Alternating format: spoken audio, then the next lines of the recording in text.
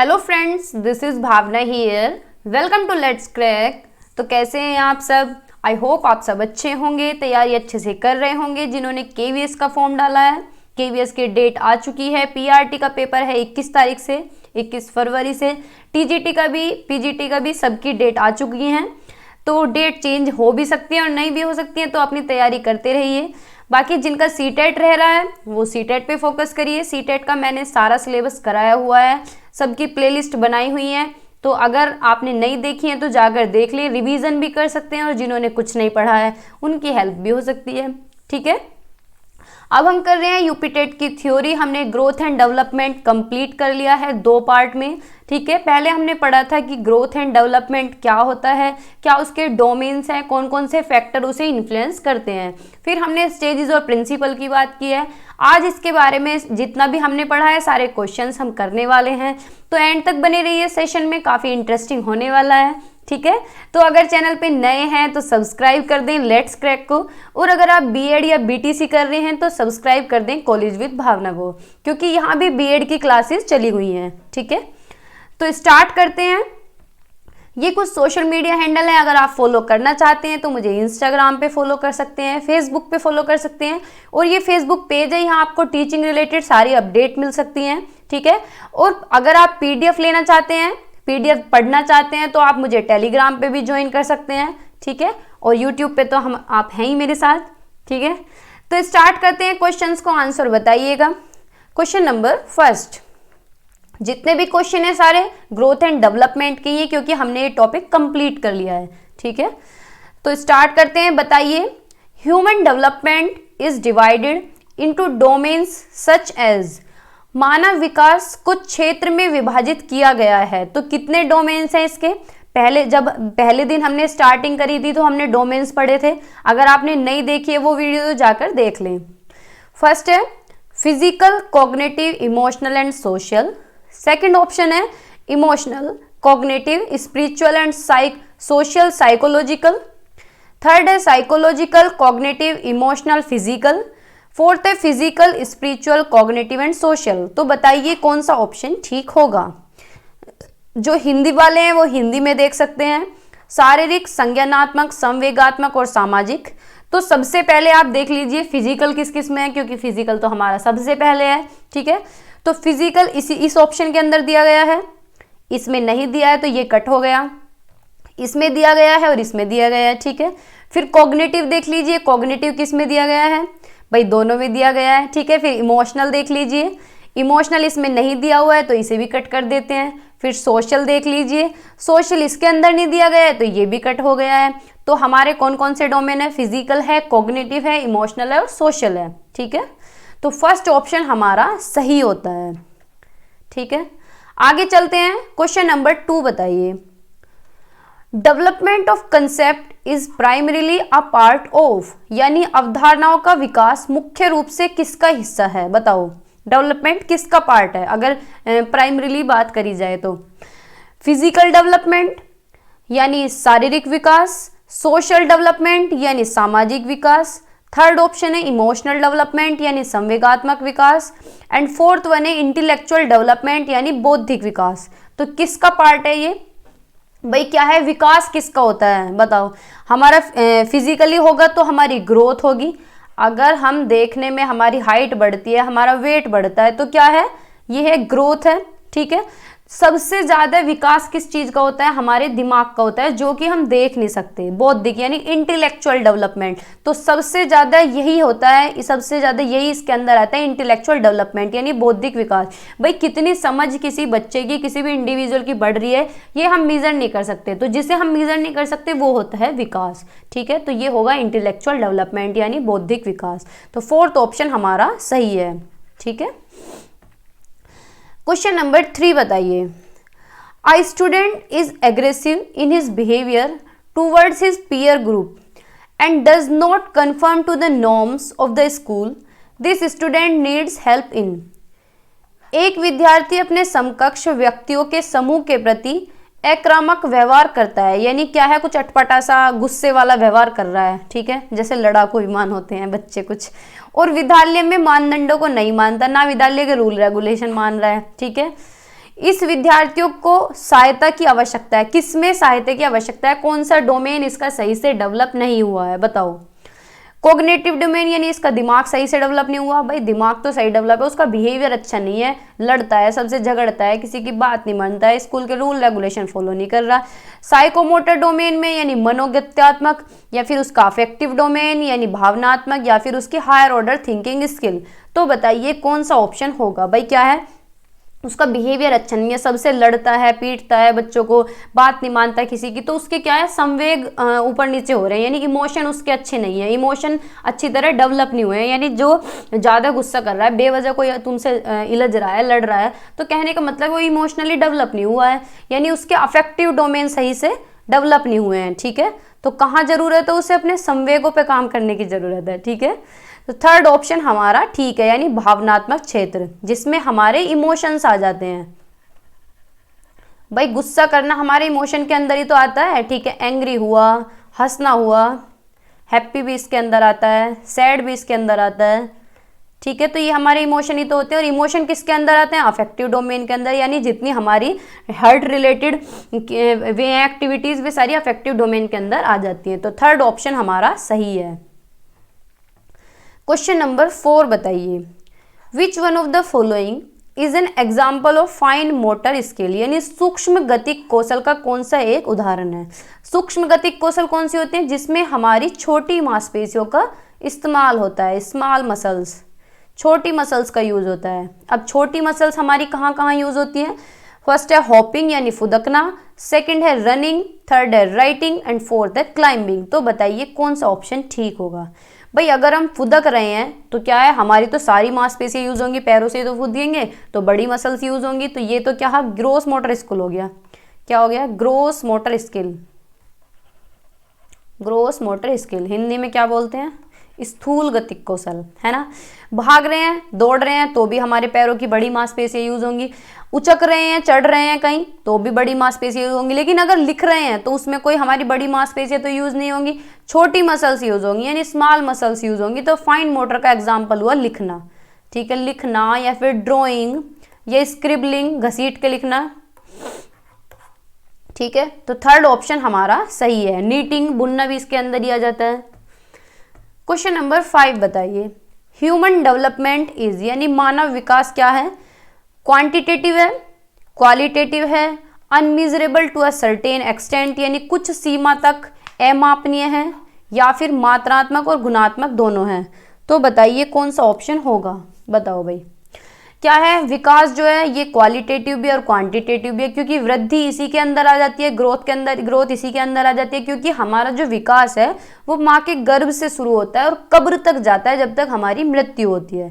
ठीक है, तो हम ये क्या है? क्वालिटेटिव भी, यानी गुण है उन्हें तो हम देख नहीं सकते, और अगर वृद्धि इसके अंदर आ जाती है तो हम उसे माप सकते हैं। ठीक है, तो ये क्वालिटेटिव भी और क्वांटिटेटिव है, दोनों इसके अंदर ये काउंट होती हैं।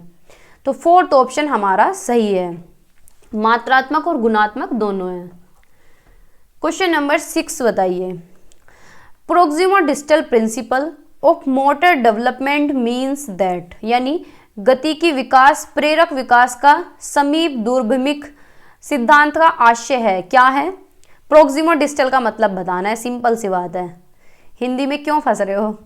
फर्स्ट ऑप्शन है development tends to proceed from toe to head, या फिर it is a sequence of biological changes in childhood, या फिर development proceeds from the centre to the organism to its periphery, या फिर development tends to proceed from head to toe. बताओ भाई। देखो भाई, हेड टू टो जो अगर हमारा डेवलपमेंट हो रहा है तो ये बात हो रही है सिफेलोकोडल की। किसकी बात हो रही है? सिफेलोकोडल की। ठीक है, और ये तो कुछ होता नहीं सर से पैर की तरफ, सिर से पैर कोई डेवलपमेंट चलता है नहीं ना, है ना। सिर से नहीं, सॉरी, पैर से सिर तक कोई चलता है नहीं ना, तो फर्स्ट गलत है हमारा, उल्टा बोल दिया मैंने। ठीक है, प्रोक्सिमोडिस्टल होता है सेंटर टू पेरिफेरी, यानी अंदर से बाहर की तरफ, केंद्र से परिधि की ओर अग्रसर होता है। तो थर्ड ऑप्शन हमारा सही है।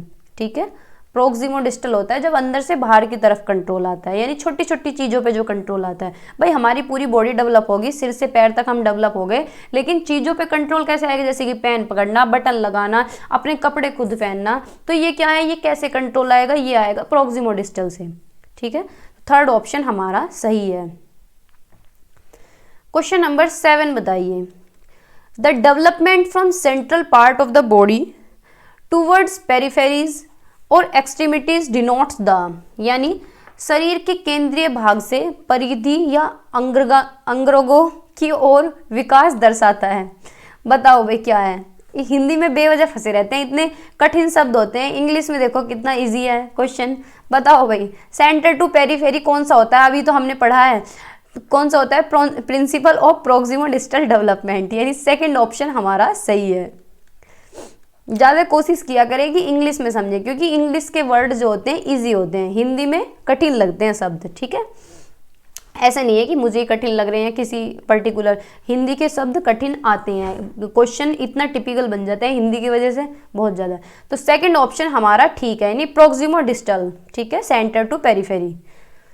आगे चलते हैं, क्वेश्चन नंबर 8 बताइए, there are individual variations in the rate of motor development yet the sequence of motor to development is from dash to dash. बताओ, चालक विकास की दर में व्यक्तिगत विविधताएं होती हैं, फिर भी चालक विकास का क्रम डैश से डैश तक है। बताओ कैसे जाता है। जो मोटर, देखो दो तरह का मोटर डेवलपमेंट है, ग्रोस मोटर और फाइन मोटर, ठीक है, लेकिन उसका क्रम क्या है, कौन सा पहले आता है, कौन सा विकास पहले होता है, बताओ ये बताना है। फर्स्ट है प्रोक्सिमोडिस्टल सिफेलोकोडल, यानी अधोगामी शीर्षगामी। Gross motor development, fine motor development, यानी क्या है, स्थूल गतिक और सूक्ष्म गतिक कौशल। फाइन मोटर या फिर ग्रोस मोटर या फिर सिफेलोकोडल या प्रोक्सिमोडिस्टल।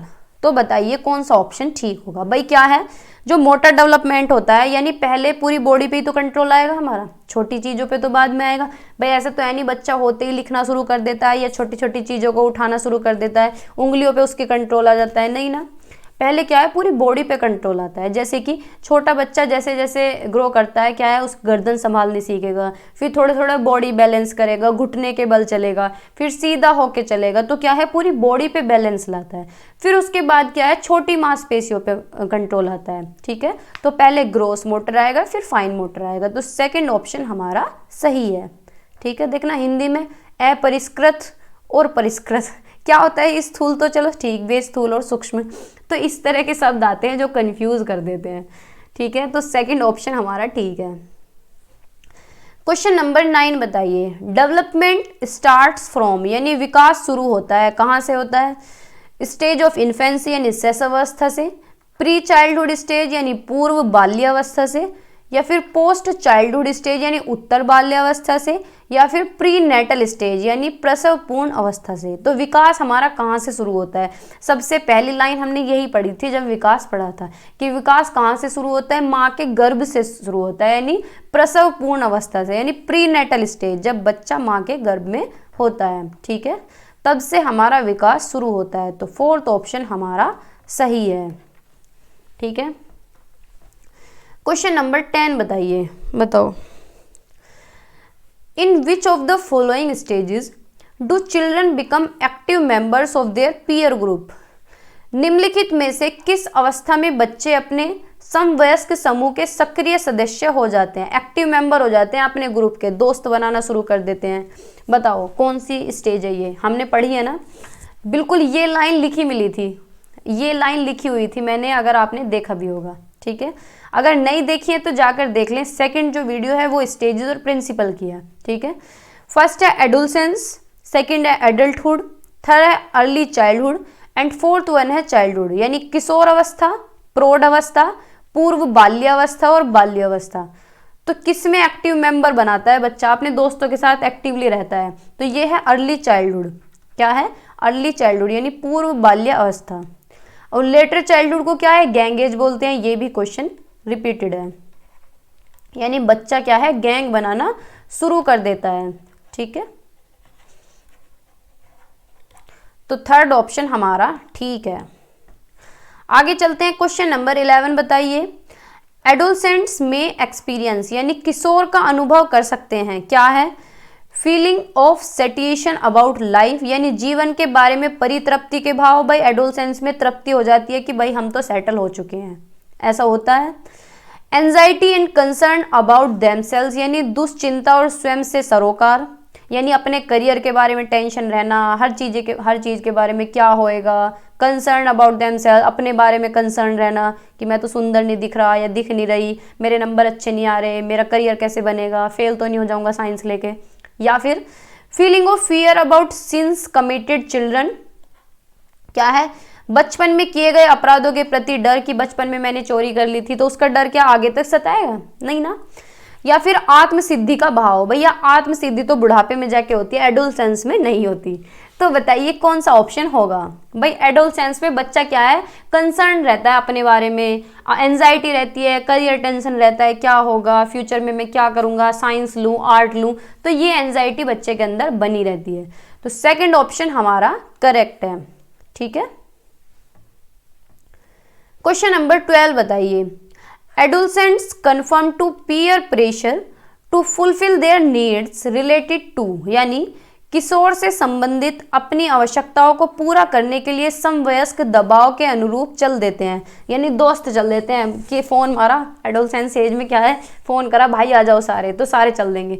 तो क्या रहता है, किससे रिलेटेड है वो, बिलोंगिंगनेस से यानी अपनेपन से, या फिर सेफ्टी सुरक्षा से, या फिर सेल्फ एक्चुअलाइजेशन स्वयं सिद्धि से, या फिर सेल्फ एफिकेसी स्वयं सक्षमता से। तो बताइए कौन सा पीयर प्रेशर रहता है। भाई यही तो रहता है अपनेपन का, ये दोस्त मेरा है ना, अपनापन, बिलोंगिंगनेस। तो फर्स्ट ऑप्शन हमारा सही है। क्वेश्चन नंबर 13 बताइए, which of the following age groups falls under letter childhood category, निम्नलिखित में से कौन सी आयु समूह प्रवृत्ति बाल्यावस्था श्रेणी के अंतर्गत आता है।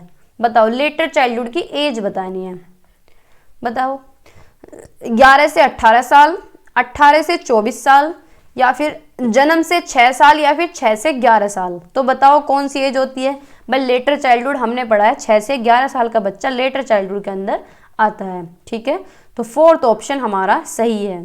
अगर आपने दोनों क्लासेस ली होंगी तो सारे आंसर आपको इतने इजी लग रहे होंगे बहुत। क्वेश्चन नंबर 14 बताओ, the period of infancy is from, यानी शैशव काल की अवधि क्या है, इन्फेंसी का पीरियड। इससे इजी क्वेश्चन क्या लोगे बताओ। बर्थ टू 1 ईयर्स, यानी जन्म से 1 साल तक, जन्म से 2 साल, जन्म से 3 साल, या फिर 2 से 3 साल। तो भाई शैशव अवस्था कब होती है, जन्म से 2 साल, कहीं ये लिखा मिल जाएगा 0 to 2 ईयर्स, तो ये 0 कुछ नहीं होता है, 0 का मतलब है जन्म से 2 साल। ये लिखने वाले के भाव पे जाना है हमें, राइटर अगर 0 लिख रहा है तो 0 कुछ नहीं होता, कहने का मतलब है कि जन्म से 2 साल, ठीक है। तो ये भी समझना होता है। क्वेश्चन नंबर 2 ऑप्शन नंबर 2 हमारा सही है। क्वेश्चन नंबर 15 बताइए, the period adulthood is that initiate the transition to, यानी वह अवधि जो वयस्कता के संक्रमण की पहल करती है उसे क्या कहते हैं। बताओ भाई क्या है। ट्रांजिशन पीरियड जो होता है, ब्रिज पीरियड जो होता है, बच्चा क्या है पूरा एडोलसेंस में चला जाता है, आंसर ही बता दिया, किशोर अवस्था बोलते हैं उसे। फोर्थ ऑप्शन हमारा सही है कि क्या है, ये ट्रांजिशन पीरियड होता है, आइडेंटिटी क्राइसिस होती है। एकदम से देखते नहीं है कि कितने बदलाव आते हैं, दाढ़ी मूंछ आ जाती है, बच्चे एकदम से बड़े हो जाते हैं, ठीक है। तो ये ट्रांजिशन पीरियड होता है, इसे कहते हैं एडोलसेंस। तो फोर्थ ऑप्शन हमारा ठीक है। क्वेश्चन नंबर 16 बताइए, in which of the following periods does physical growth and development occur at rapid pace, यानी क्या है, बच्चे की फिजिकल ग्रोथ भी, यानी उसकी हाइट वेट एकदम से निकलेगी बहुत ज़्यादा, और बच्चे का विकास भी किस में सबसे ज़्यादा तेज होता है। बताओ, middle childhood and adolescence, adolescence and adulthood, या फिर इन्फेंसी एंड अर्ली चाइल्डहुड, या फिर early childhood and middle childhood. बताओ भाई कौन से में सबसे ज़्यादा फिजिकल ग्रोथ होती है। बताओ भाई क्या है, इन्फेंसी और अर्ली चाइल्डहुड में होती है, यानी बच्चा देखो इन्फेंसी जन्म से 2 साल, अर्ली चाइल्डहुड जो आगे 6 साल तक जाता है, तो 6 साल तक जब 6 साल तक का सफ़र बच्चा करता है तो उसमें सबसे ज़्यादा फिजिकल ग्रोथ होती है बच्चे की, बहुत ज़्यादा हाइट निकलता है, उसके दांत, दूध के दांत सारे चले जाते हैं, ठीक है। तो बहुत सारे चेंजेस इतने जल्दी से आते हैं बहुत, ठीक है। तो थर्ड ऑप्शन हमारा ठीक है, शैशवावस्था और प्रारंभिक बाल्यावस्था।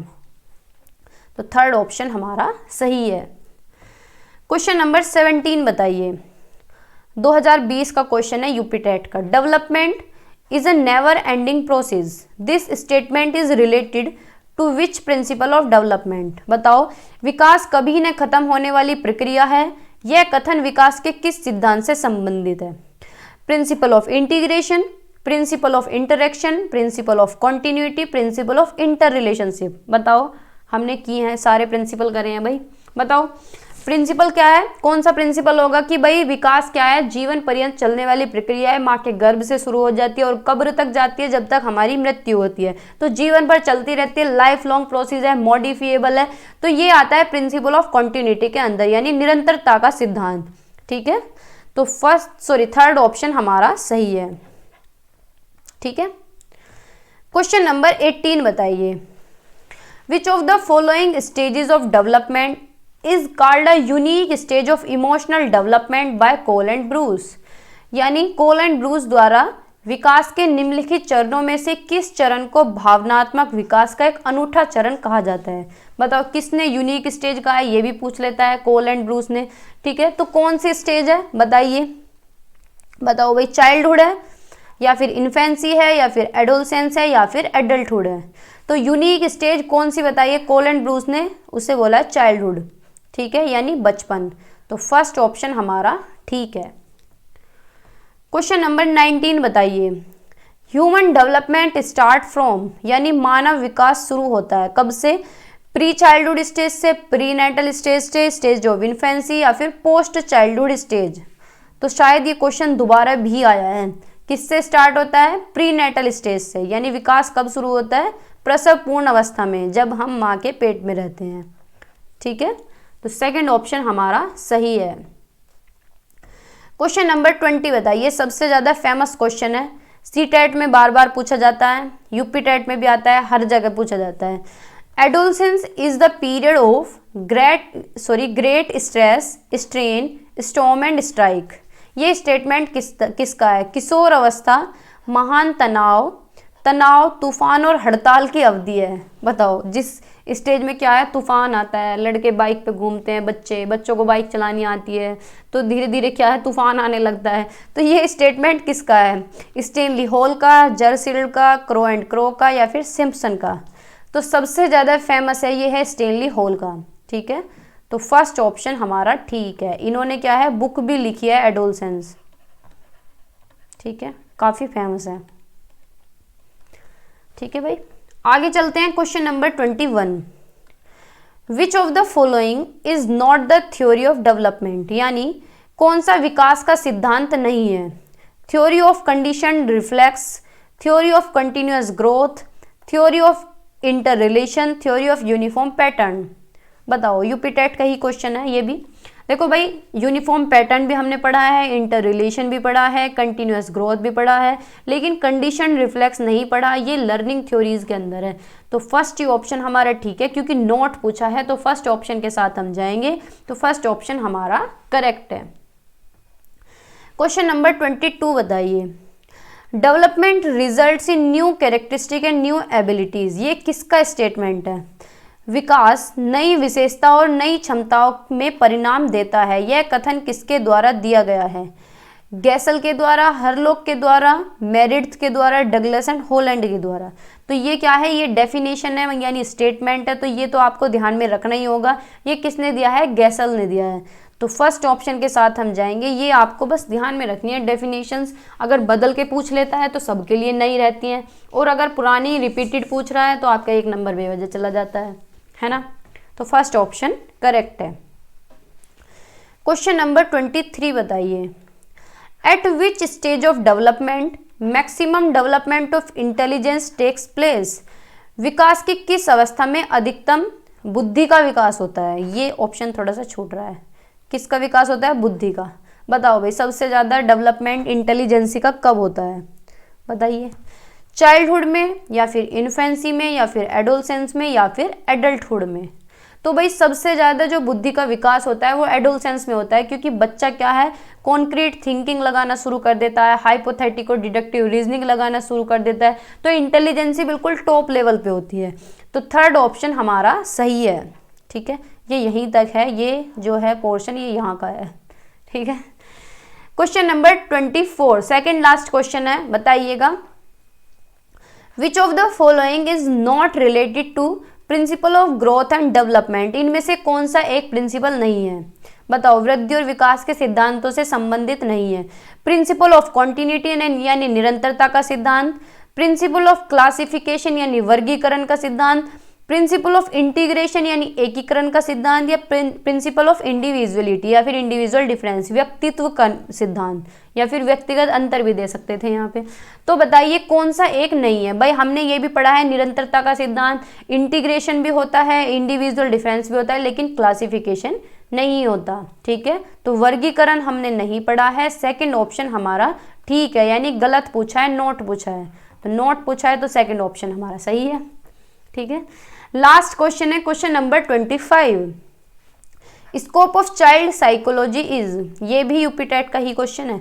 बाल मनोविज्ञान का कार्य क्षेत्र है। बताओ, study the characteristic of infancy stage only, की खाली क्या है शैशवावस्था की विशेषताएं पढ़ें, या फिर characteristic of conception period only यानी गर्भ धारण काल की विशेषताओं का अध्ययन, या फिर कैरेक्टरिस्टिक ऑफ चाइल्डहुड ओनली यानी बाल्यावस्था की विशेषताओं का अध्ययन, या फिर characteristic from conception to adolescence यानी गर्भ धारण से किशोर अवस्था तक की विशेषताओं का अध्ययन। तो बताइए कौन सा ऑप्शन ठीक होगा? भाई क्या है, हम चाइल्ड साइकोलॉजी में क्या पढ़ते हैं? बच्चे की जहाँ से स्टार्टिंग होती है और क्या है सारी स्टेजेस एडोलसेंस तक जाके रुक जाती हैं, और स्टार्टिंग कहाँ से होती है? कंसेप्शन से यानी गर्भ धारण से। तो फोर्थ ऑप्शन हमारा ठीक है, कंसीव पीरियड से स्टार्ट होता है और एडोलसेंस तक जाता है, यानी प्री नेटल से एडोलसेंस तक जाना।